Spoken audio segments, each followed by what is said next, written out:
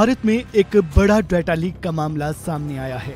Dark web पर भारतीयों के पर्सनल डेटा की जानकारी मिली है, जिसमें 81.5 करोड़ भारतीयों के नाम, मोबाइल नंबर, पता, आधार जैसे पर्सनल डेटा लीक हो गए हैं।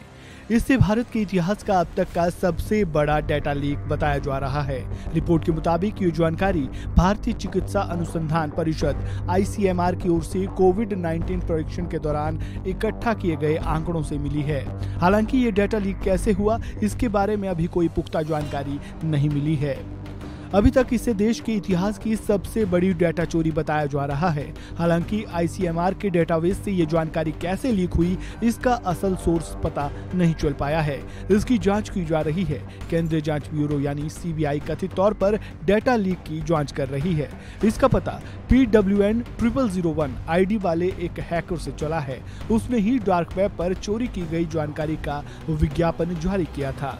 एक्स पर हैकर ने यह जानकारी दी है कि भारत का सबसे बड़ा डेटा लीक हैकर्स ने 80 करोड़ से ज्यादा भारतीयों का प्राइवेट डेटा लीक कर दिया है।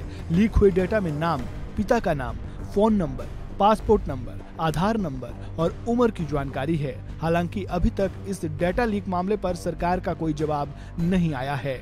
इसी तरह अगस्त में एक अन्य लूसियस नामक शख्स ने ब्रिज फॉर्म पर 1.8 टेराबाइट डेटा को बेचने की पेशकश की थी। अप्रैल 2022 में ब्रुकिंग्स की रिपोर्ट के मुताबिक कंट्रोलर और ऑडिटर जनरल ने UIDAI की जांच की थी और पाया कि अथॉरिटी ने अपने ग्राहक विक्रेताओं को प्रभावी ढंग से विनियमित नहीं किया और उनके डेटा वॉल्ट की सुरक्षा की रक्षा नहीं की है।